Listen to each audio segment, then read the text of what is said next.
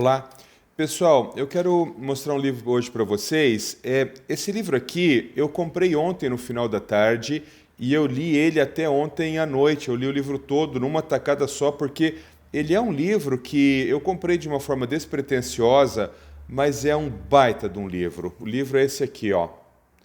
O livro chama Memórias do Cativeiro de Cleveland, Libertada, uma década de escuridão, uma vida recuperada.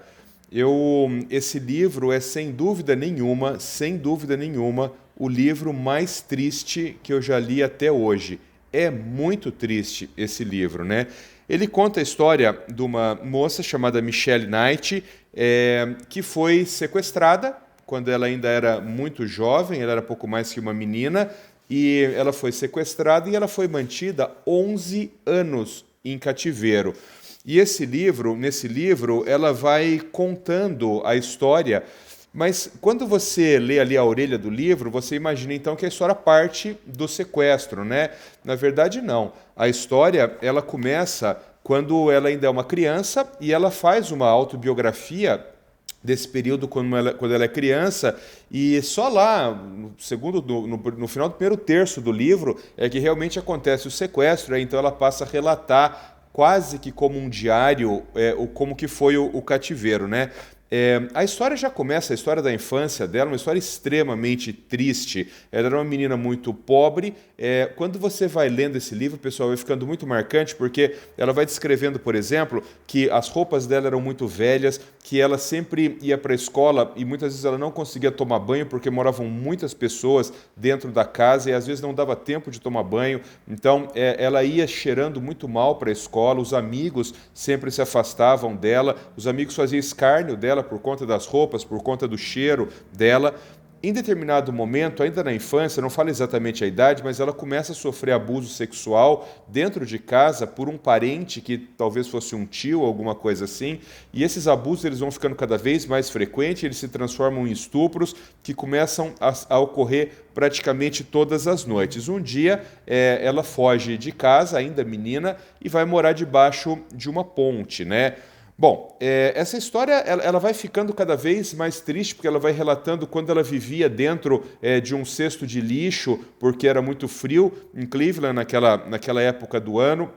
Essa menina acaba engravidando de um rapaz da escola, que ela se apaixonou por esse rapaz, mas depois, algumas páginas mais para frente, você vai perceber que o menino ele tinha um namorado e, na verdade, ele estava só usando essa menina. Ela chega a ter esse filho. Por conta de todos esses problemas que ela enfrentava, ela acaba perdendo essa criança, vai para adoção, e ela começa, então, a lutar para ter o filho dela de volta, né? Quando você percebe os motivos pelo qual ela perdeu o filho porque aquele sujeito que estuprava ela, na verdade, bate no menino, acaba tendo uma torção de joelho, coisa e tal, e o pessoal do serviço social entende que o menino estava sendo espancado e tira o menino da mãe. Não tem nada a ver com essa história, né? Ela não tem nada a ver com essa história.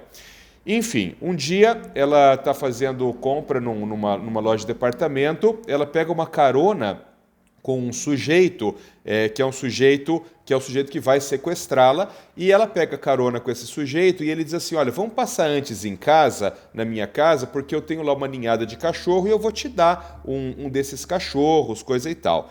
E aí, ela estava nesse momento indo para visitar o filho dela, que estava no negócio lá de adoção, coisa e tal. Enfim, quando ela vai para casa desse cara, a partir daí ela começa a ser mantida em cativeiro. E aí, além dos abusos sexuais, que eles são descritos assim, em vários momentos ela diz assim: olha, o que aconteceu naquele momento foi tão difícil que eu não consigo as palavras para relatar. É um livro muito, muito, muito pesado, pessoal. E aí ela vai descrevendo isso, mas ela vai descrevendo sobretudo o abuso psicológico que ela sentia, então que ela sofria. Então ele dizia assim: olha, na verdade ninguém vai procurar por você, porque você é uma pessoa perdida no mundo, a sua família não está preocupada com você, o seu filho já não está mais com você. Então esse sujeito, ele sentia, o nome dele era Castro, né? Esse sujeito, Ariel Castro, esse sujeito sentia um prazer íntimo em torturá-la do ponto de vista psicológico, né? Enfim, ela passa a ser mantida ali e, em determinado momento, ela ganha um daqueles cachorrinhos que o cara falou que ia dar para ela. E ela chama esse cachorrinho de Lobo, porque lá no começo do livro ela vai falar que quando ela fugiu, ela estava com uma camisa de lobo, coisa e tal.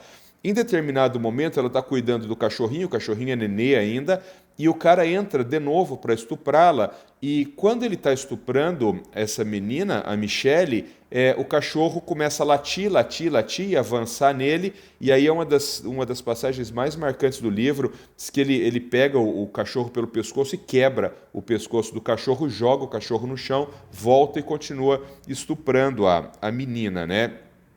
Tem algumas passagens aqui, pessoal, que são passagens em que você fica claramente com a dúvida se aquele sujeito ele é só mau ou se ele é mau e ele é um psicopata. Pela forma como ele trata, de manhã trata a menina de um jeito, à tarde trata a menina de um outro jeito, coisa e tal.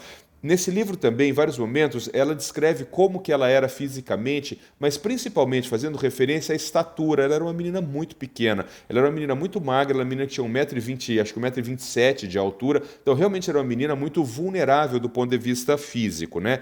Um tempo depois, esse cara dá uma televisão para que ela deixe no calabouço, no quarto dela, e em determinado momento ela vê ali na televisão, no noticiário, que uma outra moça também foi sequestrada naquela mesma região de Cleveland, né? Uma moça chamada Gina. E aí então ela liga uma coisa com a outra. Mais alguns meses depois, ela vê um outro noticiário em que uma terceira moça chamada Amanda também foi sequestrada. E aí essas meninas são levadas para lá e as três começam a viver juntas na casa, sob domínio desse cara, o Ariel Castro, né? As passagens em que ela engravida são passagens aterrorizadoras. Ela engravida uma primeira vez, quando o cara fica sabendo, ele pega um halter, bate na barriga dela até ela abortar o bebê. Alguns anos depois ela engravida uma segunda vez e aí então o cara, não querendo o bebê novamente, empurra ela de uma escada e começa a pisar na barriga dela até que ela aborte também o bebê. A terceira menina que é sequestrada, a Amanda, ela também engravida. E aí é uma coisa muito curiosa, porque esse Ariel Castro, ele mantém uma relação diferente com a Amanda do que com as outras duas. Com as outras duas, ele judia demais delas. Com essa Amanda, ele põe na cabeça dele que a Amanda era esposa dele e passa a viver ali como esposa, tanto que o filho dessa Amanda chega a nascer, né? Então é uma coisa muito curiosa.